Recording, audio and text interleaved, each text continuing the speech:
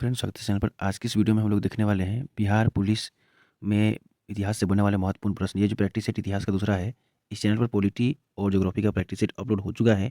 आप लोग चैनल की प्लेलिस्ट में जाकर उन प्रश्नों को देखें। देखिए, प्रश्न है चौरी चौरा कांड की घटना कब हुई? तो आपको पता है 5 फरवरी 1922 को हुआ था। ठीक है, चलिए नेक्स्ट बताते हैं। देखिए, ये घटना जो हुआ था कहीं कहीं 4 फरवरी दिखाता है, कहीं कहीं 5 फरवरी, लेकिन याद रखिएगा 5 फरवरी एनसीईआरटी में इसका वर्णन है। स्थान याद रखिएगा कि चौरा चौरी जो है गोरखपुर जिला में है, ये याद रखना है। कारण क्या था? तब पुलिस द्वारा प्रदर्शनकारियों पर गोली और उनके दमन का विरोध। ठीक है, हिंसा का स्वरूप यानी भीड़ द्वारा पुलिस स्टेशन में आग लगाना। और 22 पुलिसकर्मी इसमें क्या हुए थे? मृत्यु हुई थी, कहीं कहीं 23 भी देता है। ठीक है, याद रखना है। और इसके कारण क्या था कि असहयोग आंदोलन गांधी जी वापस ले लिए थे। चौरी चौरा की घटना के बाद गांधी जी असहयोग आंदोलन वापस ले लिए थे। कब लिए थे? तो 12 फरवरी 1922 को लिए थे। ठीक है, ये जितने भी पॉइंट्स यहाँ पॉइंट वाइज किए हैं बिहार पुलिस के लिए बहुत इंपॉर्टेंट है। आप लोग इसका स्क्रीनशॉट लेकर याद कर जाइए। देखिए अगला, देखिए उसके बाद गांधी जी का इसमें विचार था, कहे भी थे कि अहिंसा के बिना स्वतंत्रता प्राप्त नहीं की जा सकती। ठीक है, और अगला देखिए, मोतीलाल नेहरू और चित्तरंजन दास जो नेता थे, ये गांधी जी के असहयोग आंदोलन वापस लेने से असंतुष्ट थे। ठीक है, और इन्होंने जो है उसके बाद एक पार्टी अपना बनाया, स्वराज पार्टी, 1923 में। देखिए गांधी जी के का इसके बाद गिरफ्तारी हो जाता है 10 मार्च 1922 को, साबरमती से इनकी गिरफ्तारी हो जाता है और 6 वर्ष की सज़ा सुनाई जाती है। ठीक है, लेकिन फिर एक ही साल के बाद ये छूट जाते हैं। देखिए, तो यहाँ याद रखना है मोतीलाल नेहरू और चित्तरंजन दास जो थे, असहयोग आंदोलन वापस लेने से असंतुष्ट थे, तो इस कारण इन्होंने अपना एक पार्टी बनाया, स्वराज दल, 1930 में। ये अपना याद रखिएगा। ठीक है, और इस घटना के बाद ही कांग्रेस के भीतर मतभेद बढ़े और एक ही अपना पार्टी ये लोग बना लिया। ठीक है, ये भी आपको याद रखना है। चलिए नेक्स्ट प्रश्न देखते हैं। देखिए, प्रश्न है कि हर्यक वंश के संस्थापक कौन थे? तो आपको पता है कि हर्यक वंश के संस्थापक जो थे बिंबिसार थे। हर्यक वंश के बारे में और मगध के बारे में पूरी बातें हम आपको पॉइंट वाइज करके बताते हैं, जहाँ से बिहार पुलिस में प्रश्न आते हैं। देखिए, पहले मगध के बारे में हम आपको बताते हैं। जो प्राचीन में मगध था, वो पटना और गया वर्तमान में जो जिला है, उन क्षेत्रों को मगध कहा जाता था। इसकी प्राथमिक राजधानी गिरिव्रज थी। कितना बार पूछा है कि मगध का प्रारंभिक राजधानी क्या था? गिरिव्रज था, राजगिरी। और यह 5 पहाड़ियों से घिरा सुरक्षित नगर था। द्वितीय जो राजधानी बनी इसकी पाटलिपुत्र बनी, याद रखना है। ये उदयन जो है अपना राजधानी पाटलिपुत्र बनाया। ठीक है, और देखिए मगध का संस्थापक आपसे पूछा जाए तो पौराणिक कथाओं के अनुसार या पौराणिक चीज़ों के अनुसार बृहदत्त को माना जाता है मगध का संस्थापक, जरासंध के जो पिता थे। लेकिन याद रखना है कि आपको वास्तविक संस्थापक पूछा जाए, ठीक है, मगध का, तो बिंबिसार ही बताना है, हर्यक वंश का। ठीक है, अब देखिए मगध का पहला राजवंश हर्यक वंश था। ठीक है, इसे प्रदहंता वंश भी कहा जाता है, ये आपको याद रखना है। अब देखिए कुछ बातों को आपको बहुत ही अच्छे से याद रखना है। मगध का पहला राजवंश जो था वो हर्यक वंश था, ये आपको याद रखना है। उसके बाद देखिए जितने भी मगध के राजवंश हुए हैं उनको यहाँ पॉइंट वाइज किए हैं, और संस्थापक को भी तो आपको याद कर लेना है। देखिए हर्यक वंश के प्रमुख राजवंश कौन कौन हुए हैं? हर्यक वंश हुआ है, शिशुनाग वंश हुआ है, नंद वंश हुआ है, मौर्य वंश हुआ है। अब देखिए हर्यक वंश के संस्थापक जो थे बिंबिसार थे, शिशुनाग वंश के शिशुनाग थे, नंद वंश के महापद्मानंद थे, मौर्य वंश के चंद्रगुप्त मौर्य थे। अब देखिए मगध जो था, मगध का सबसे शक्तिशाली जो वंश था वो मौर्य वंश था। मगध का सबसे शक्तिशाली वंश कौन था? मौर्य वंश था, आपको याद रखना है। और नंद वंश का अंतिम शासक कौन था? घनानंद था, सिकंदर के समकालीन। अखंड भारत का निर्माण चंद्रगुप्त मौर्य ने चाणक्य की सहायता से किया था, ये भी आपको याद रखना है। कलिंग के बारे में याद रखिएगा, 261 में कलिंग विजय हुआ था अशोक के द्वारा, लेकिन इसके बाद अशोक ने बौद्ध धर्म अपना लिया था, ये भी आपको याद रखना है। ठीक है, अब देखिए मगध के बारे में एक और बात याद रखिए। मगध का उत्कर्ष के कारण जो है, मगध इतना शक्तिशाली क्यों था? क्योंकि यहाँ लोहे की प्रचुरता, उपजाऊ गंगा का मैदान और हाथियों की यहाँ विशाल सेना थी, इसलिए इतना शक्तिशाली था। ठीक है, अब आपको बिंबिसार के बारे में ध्यान देना है। देखिए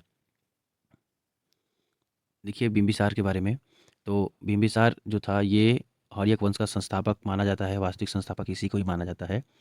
उपाधि इसको श्रेणिक कहा जाता है, जैन साहित्य के अनुसार इसे श्रेणिक कहा जाता है। स्थायी सेना रखने वाला पहला राजवंश था ये।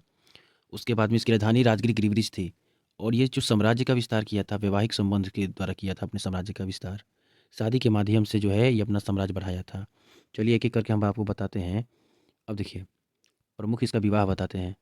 जिन देखिए महाकोसला जो था ये कौशल नरेश की पुत्री थी। ठीक है, और दहेज में इसको काशी प्राप्त हो गया था। लिच्छवी की जो राजकुमारी थी चेलना थी, और वैशाली के साथ संबंध मजबूत हुआ इसके साथ। ठीक है, अब देखिए छेमा जो है मध्य देश की राजकुमारी थी, और आधुनिक पंजाब क्षेत्र जो है इसे मित्रता से मतलब कि लिया था। ठीक है, तो ये जितने भी चीज़ है ये प्रमुख विवाह के द्वारा अपना साम्राज्य का विस्तार किया था। अब देखिए प्रमुख विजय ध्यान देना है। बिंबिसार ने अंग देश को जीतकर मगध में मिला लिया, और ये आपको याद रखना है, यह मगध के विस्तार की शुरुआत थी, अंग देश को जीतकर। राज्यवैद के बारे में याद रखना है कि जीवक जो था उसको बिंबिसार ने महात्मा बुद्ध और अवंती के राजा प्रोदत्त की सेवा में भेजा था जीवक को, ये भी आपको याद रखना है। अब देखिए अपना अगला आपको ध्यान देना है धार्मिक के बारे में। धार्मिक झुकाव इसका बौद्ध और जैन धर्मों का जो था बौद्ध और जैन धर्मों का संरक्षक ये था, ठीक है, बिंबिसार। प्रशासनिक सुधार में याद रखना है कि वह पहला शासक था जिसने प्रशासनिक व्यवस्था पर बल दिया था। और मृत्यु के बारे में आपको याद रखना है, अपने पुत्र अजातशत्रु द्वारा इसकी मृत्यु हो जाती है, इसलिए इस वंश को हर्यक वंश को पितृहंता वंश भी कहा जाता है, ठीक है। तो ये आपको याद रखना है। अब देख लीजिए अजातशत्रु के भी बारे में बता देते हैं। देखिए बिंबिसार के जो पुत्र था उसका नाम था अजातशत्रु, तो इसका उपनाम क्या था, कुनिक था बचपन का नाम, ठीक है। पिता की हत्या, ये अपने पिता बिंबिसार की हत्या करके सिंहासन पर बैठा था। ये जो था अजातशत्रु ने युद्ध और विजय की नीति अपनाई थी अपने क्षेत्र को विस्तार करने के लिए। प्रमुख युद्ध इसका याद रखना है, काशी कौशल के साथ संघर्ष हुआ था और प्रसेनजीत को हराकर अंततः काशी पर अधिकार किया था, ये आपको याद रखना है। अब देखिए वजी संघ के बारे में आपको, वजी संघ जो वैशाली है के साथ 16 वर्षों तक लंबा इसका लड़ाई चला था अजातशत्रु का। कूटनीति का प्रयोग, अपने मंत्री वस्कार को भेजकर वजी संघ के बीच फूट डलवाया था ये। नए हथियारों का आविष्कार, वजी के विरुद्ध युद्ध में 2 नए हथियारों का उपयोग किया था, एक रथमुसल और एक महाशिला कंटक। रथमुसल क्या था, गदा वाला रथ था, और महाशिला कंटक क्या था, पत्थर फेंकने वाली मशीन थी।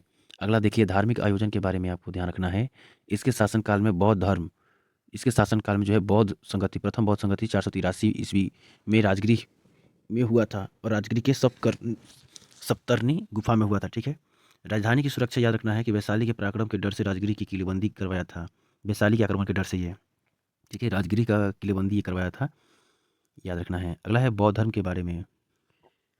बुद्ध के निर्वाण के समय अजातशत्रु ही मगध का शासक था, आपको ये भी याद रखना है। उसने बुद्ध के अवशेषों पर राजगृह में स्तूप बनवाया, ये भी आपको याद रखना है। और अपने पुत्र उदयन द्वारा ये मारा गया, ठीक है, इसको इसका पुत्र मारा, ठीक है, यानी जैसी करनी वैसी भरनी, जैसे ये अपने पिता को मारा इस उसी तरह इसका पुत्र इसे मारा, ठीक है। इसलिए इस वंश को पितृहंता वंश कहा जाता है। चलिए नेक्स्ट प्रश्न देखते हैं। देखिए सांची के स्तूप का निर्माण किसने करवाया था, सांची के स्तूप का निर्माण अशोक ने करवाया था, ठीक है। देखिए सांची के स्तूप के बारे में कुछ पॉइंट्स आपको बताते हैं, समझना है। ये जो है रायसेना जिला में है मध्य प्रदेश के, और इसका निर्माण सम्राट अशोक ने करवाया था 3री शताब्दी में, और बौद्ध धर्म का प्रमुख केंद्र है ये।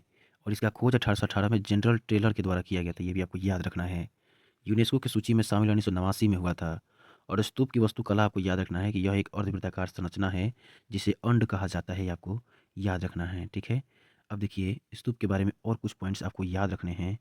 देखिए प्रमुख द्वार जिसे तोरण कहा जाता है, सांची में 4 भव्य तोरण द्वार है जिन पर बुद्ध के जीवन की जातक कथाएं हैं, ये आपको याद रखना है। हार्मिका जो क्या था, तो स्तूप के शिखर पर बनी चौकोर संरचना जो पवित्रता का प्रतीक था उसे हार्मिका कहा जाता है। अब देखिए इसका पुनरुद्धार जो है शुंग वंश के दौरान जो है इसे पत्थर से बड़ा किया गया, और सातवाहन काल में नकाशीदार द्वारा इसको जोड़ा गया, ये भी आपको याद रखना है। और देखिए जो 200 रुपये का नोट है उस पर सांची के स्तूप का चित्र अंकित होता है, ये भी आपको याद रखना है। चलिए सम्राट अशोक के बारे में फटाफट 2-3 पॉइंट्स आपको बता देते हैं। सम्राट अशोक जो था मौर्य वंश से संबंधित था। ये जो है इसके पिता का नाम बिंदुसार था, माता का नाम शुभदांगी था। इसका राज अभिषेक जो है 269 में हुआ था। कलिंग का युद्ध ये 261 में लड़ा था। बौद्ध धर्म की दीक्षा ये उपगुप्त से लिया था बौद्ध भिक्षु द्वारा। और शिलालेखों का प्रचलन भारत में सर्वप्रथम अशोक ने ही शिलालेख शुरू किया था, ये भी आपको याद रखना है। शिलालेखों की जो भाषा होती थी वो प्राकृत होती थी, और लिपि इसमें ब्राह्मी, खरोष्टी, ग्रीक, अरमाइक होती थी। अशोक का नाम अशोक मिलता है मास्की और गुर्जरा अभिलेख में। धम्म अशोक द्वारा प्रचारित नैतिक नियमों की संहिता थी धम्म, ठीक है। सांची के स्तूप का निर्माण मध्य प्रदेश में रायसेना जिला में अशोक के द्वारा ही किया गया था। राष्ट्रीय प्रतीक याद रखिएगा कि स्थित जो है सारनाथ स्थित जो है अशोक स्तंभ राष्ट्रीय प्रतीक है। राष्ट्रीय प्रतीक सारनाथ स्थित अशोक स्तंभ, ठीक है। ये भारत का राज्य चिन्ह भी है, ये आपको याद रखना है। चलिए नेक्स्ट प्रश्न देखते हैं। देखिए प्रश्न है कि इंकलाब जिंदाबाद का नारा सबसे पहले किसने दिया। तो इंकलाब जिंदाबाद का नारा भगत सिंह ने दिया था। और चलिए इंकलाब जिंदाबाद के नारे और भारत के प्रमुख नारों को एक साथ आपको दिखाते हैं, ध्यान देना है। देखिए इंकलाब जिंदाबाद का नारा भगत सिंह इनको लोकप्रिय बनाया था, लेकिन हसरत मोहानी ने इसे लिखा था। जय हिंद का नारा सुभाष चंद्र बोस ने दिया था। करो या मरो का नारा महात्मा गांधी ने दिया था। भारत छोड़ो का नारा महात्मा गांधी ने ही दिया था। तुम मुझे खून दो मैं तुम्हें आज़ादी दूंगा सुभाष चंद्र बोस ने बोला था। दिल्ली चलो सुभाष चंद्र बोस ने बोला था। पूर्ण स्वराज जवाहरलाल नेहरू ने ये नारा दिए थे। आराम हराम है जवाहरलाल नेहरू ने बोला था, ये भी आपको याद रखना है। वेदों की ओर लौटो इसका नारा स्वामी दयानंद सरस्वती ने दिया था। जय जवान जय किसान का नारा लाल बहादुर शास्त्री ने दिया था। जय जवान जय किसान जय विज्ञान का नारा अटल बिहारी वाजपेयी ने दिया था। मारो फिरंगियों को मंगल पांडे ने ये नारा दिया था। कर मत दो सरदार वल्लभ भाई पटेल ने नारा दिया था। संपूर्ण क्रांति का नारा जयप्रकाश नारायण ने दिया था। विजय विश्व तिरंगा प्यारा श्यामलाल गुप्त पार्षद ने दिया था। और वंदे मातरम का नारा बंकिम चंद्र चटर्जी ने दिया था। जनगण मन अधिनायक जय है रविन्द्रनाथ टैगोर ने ये दिया था। अगला है स्वराज मेरा जमशेद अधिकार है, ये बाल गंगाधर तिलक ने दिया था। सरफरोशी की तमन्ना अब हमारे दिल में है, ये किसने दिया था? तो राम प्रसाद बिस्मिल ने दिया था। और सारे जहां से अच्छा हिंदुस्तान हमारा, ये मोहम्मद इकबाल ने बोला था। तो जितने भी इंपॉर्टेंट नारे थे हम लोग देख लिए। अब देखिए गौतम बुद्ध ने अपना प्रथम उपदेश कहाँ दिया इसके बारे में। तो गौतम बुद्ध अपना प्रथम उपदेश सारनाथ में दिए थे, ये आपको याद रखना है। चलिए अब गौतम बुद्ध से बनने वाले इंपॉर्टेंट पॉइंट्स आपको हम बता दें। तो देखिए गौतम बुद्ध का बचपन का नाम सिद्धार्थ था, ठीक है। और इनके पिता का नाम सुद्धोधन था, जो कि शाक गणराज्य के राजा थे। इनका जन्म 563 ईसा पूर्व लुम्बिनी में हुआ था, नेपाल के। माता का नाम महामाया था, जो कि कोली वंश की थी। पत्नी यशोधरा थी। पुत्र का नाम राहुल था। गृह त्याग त्याग की घटना को महाभिनिष्क्रमण कहा जाता है, जो कि 29 वर्ष की आयु में ही अपने गृह त्याग किए थे। ज्ञान की प्राप्ति के बारे में बात की जाए तो 35 वर्ष की आयु में इनको बोधगया में ज्ञान की प्राप्ति हुई थी। प्रथम उपदेश के बारे में बात करना है तो देखिए प्रथम उपदेश अपना सारनाथ में दिए थे, वाराणसी के निकट, जिसे धर्मचक्र प्रवर्तन कहा जाता है। बौद्ध धर्म का जो भाषा था वो पाली था। बुद्ध ने अपने उपदेश इसी भाषा में दिया है। प्रमुख सिद्धांत याद रखना है कि 4 सिद्धांत दिए थे, आर्य, सत्य और अष्टांगिक मार्ग, ये जो दिए थे 4 आर्य सत्य दिए थे और अष्टांगिक मार्ग दिए थे, ठीक है। की घटना को परिनिर्वाण कहा जाता है। और इनकी मृत्यु 483 ईसा पूर्व कुशीनगर में हुआ था, ये आपको याद रखना है। चलिए अगला प्रश्न देखिए, पानीपत की प्रथम युद्ध जो हुआ था कब हुआ था? तो पानीपत की प्रथम युद्ध आपको पता है 1524 में बाबर और इब्राहिम लोदी के बीच हुआ था। अब देखिए जितने भी पानीपत के युद्ध हैं तीनों के बारे में हम यहाँ पॉइंट वाइज करके जितने भी मेन पॉइंट बन सकता है उसको किए हैं। देखिए पानीपत का युद्ध जो है 1526 में हुआ था, बाबर और इब्राहिम लोदी के बीच हुआ था। बाबर इसमें जीता था, मुगल साम्राज्य की नींव पड़ी थी। इस युद्ध की खास बात यह याद रखना है कि बाबर ने पहली बार तुलुगमा पद्धति और तोपखाने का प्रयोग इस युद्ध में किया था, ठीक है। वही द्वितीय पानीपत के युद्ध के बारे में आपको याद रखना है कि द्वितीय पानीपत का जो युद्ध हुआ था 1556 में हुआ था, अकबर और हेमू के बीच हुआ था, ठीक है। और अकबर इसमें विजयी हुआ था और मुगल शासन का पुनर्गठन हुआ था। ध्यान रखना है हेमू मध्यकालीन भारत का अंतिम हिंदू सम्राट माना जाता है। ये भी आपको याद रखना है कि हेमू मध्यकालीन भारत का अंतिम हिंदू सम्राट माना जाता है। पानीपत का तीसरा युद्ध 1761 में हुआ था। किसके बीच में हुआ था? तो अहमद शाह अब्दाली और मराठों के बीच में हुआ था, जिसे सदाशिवराव भाऊ भी कहा जाता है। सदाशिवराव मराठा की तरफ से थे। परिणाम में अहमद शाह अब्दाली की जीत हुई थी। कारण क्या था कि मराठों के उत्तर भारत में बढ़ती शक्ति और अब्दाली का आक्रमण जो है ये मुख्य कारण था पानीपत का तीसरा युद्ध। तो पानीपत का तीनों युद्ध आपको याद रखना है। अगला है स्वराज मेरा जमशेद अधिकार है और मैं इसे लेकर रहूंगा, किसने कहा था? तो तो किसने कहा था? स्वराज मेरा जन्मसिद्ध अधिकार है और मैं इसे लेकर रहूँगा, तो बाल गंगाधर तिलक ने कहा था, ठीक है। अगला देखिए, अगला है कि नालंदा विश्वविद्यालय की स्थापना किसने किया था? तो नालंदा विश्वविद्यालय की स्थापना आपको पता है कुमारगुप्त ने किया था। और विक्रमशिला विश्वविद्यालय पूछा जाएगा तो वो किए थे पाल वंश के राजा अ, धर्मपाल। देखिए बिहार के जितने भी प्रमुख विश्वविद्यालय हैं उनको पॉइंट वाइज कर दिए हैं। देखिए प्राचीनतम विश्वविद्यालय जो है नालंदा विश्वविद्यालय, स्थापना गुप्त काल में कुमार गुप्त प्रथम ने किया था। विक्रमशिला विश्वविद्यालय धर्मपाल ने इसकी स्थापना किया था पालवंश का, और यह भागलपुर में है। पहला आधुनिक विश्वविद्यालय पटना विश्वविद्यालय है, इसकी स्थापना 1917 में किया गया था, आपको याद रखना है। और देखिए पटना विश्वविद्यालय के दर्जा के बारे में याद रखिएगा। इससे पूर्व का ऑक्सफोर्ड भी कहा जाता है, ये आपको याद रखना है। सबसे बड़ा विश्वविद्यालय मगध विश्वविद्यालय है बोधगया में क्षेत्रफल के अनुसार। और प्रथम कृषि विश्वविद्यालय जो है डॉक्टर राजेंद्र प्रसाद केंद्रीय कृषि विद्यालय है, जो कि पूसा समस्तीपुर में है। प्रमुख मुक्त विश्वविद्यालय पूछा जाएगा तो नालंदा खुला विश्वविद्यालय पटना में है, ये आपको याद रखना है। विदेशी आक्रमण जो है बख्तियार खिलजी के द्वारा नालंदा और विक्रमशिला को जलाया गया था, नष्ट किया गया था, यह भी आपको याद रखना है। अब देखिए बिहार में 4 केंद्रीय विश्वविद्यालय हैं, मोतिहारी, गया, पूसा और नालंदा में वर्तमान में, ठीक है। उसके बाद देखिए चांसलर के बारे में, राज्य के सभी विश्वविद्यालय के कुलाधिपति जो होते हैं वो राज्यपाल होते हैं, आपको याद रखना है, ठीक है फ्रेंड्स। चलिए नेक्स्ट प्रश्न देखते हैं। देखिए अगला प्रश्न है कि भारतीय राष्ट्रीय कांग्रेस की स्थापना कब हुआ था? तो भारतीय राष्ट्रीय कांग्रेस की स्थापना 1885 में ए.ओ. ह्यूम के द्वारा हुआ था। चलिए भारतीय राष्ट्रीय कांग्रेस के बारे में पूरी जानकारी आपको देते हैं। देखिए यहाँ से बहुत सारे प्रश्न बनता है। तो पहला प्रश्न आपको याद रखना है कि भारतीय राष्ट्रीय कांग्रेस की स्थापना 1885 में ए.ओ. ह्यूम के द्वारा हुआ था। और उसके प्रथम अध्यक्ष बोम्बे चंद्र बनर्जी थे, और प्रथम महिला अध्यक्ष एनी बेसेंट थी, और प्रथम भारतीय महिला अध्यक्ष सरोजनी नायडू थी, और प्रथम मुस्लिम अध्यक्ष बदरुद्दीन तैयबजी थे, और स्वतंत्रता प्राप्ति के समय भारतीय राष्ट्रीय कांग्रेस के अध्यक्ष जे.बी. कृपलानी थे। ये आपको याद रखना है। तो भारतीय राष्ट्रीय कांग्रेस से जितने भी चीज़ें बताएं अभी ये सारे इंपॉर्टेंट है। चलिए चंपारण सत्याग्रह के बारे में ध्यान रखना है आपको। देखिए चंपारण सत्याग्रह जो हुआ था इसका संबंध किससे है? तो नील की खेती से है, तो कठिया प्रणाली से है, ठीक है। और चलिए चंपारण सत्याग्रह के बारे में आपको सारे पॉइंट जो है पॉइंट वाइज करके बताते हैं। देखिए ध्यान से। तो देखिए चंपारण सत्याग्रह जो हुआ था वो 1917 में हुआ था बिहार के चंपारण जिला में। इसके नेतृत्व तो महात्मा गांधी जी ने किए थे। और ध्यान रखना है कि भारत में गांधी जी का ये पहला सत्याग्रह था। निमंत्रण राजकुमार शुक्ल ने दिया था। लखनऊ समझौता में 1916 में गांधी जी को आमंत्रित किया था। कारण क्या था? 3 कठिया प्रणाली, जमीन के 3/20 हिस्से पर नील की खेती करना अनिवार्य था। गांधी जी के सहयोगी कौन थे? तो डॉक्टर राजेंद्र प्रसाद थे, जेपी कृपलानी थे और अनुग्रह नारायण सिन्हा थे, ब्रजकिशोर प्रसाद और महादेव देसाई थे। ठीक है, आंदोलन का परिणाम क्या हुआ? तिनकठिया प्रणाली समाप्त हुई और अवैध वसूली का 25% हिस्सा किसानों को वापस मिला।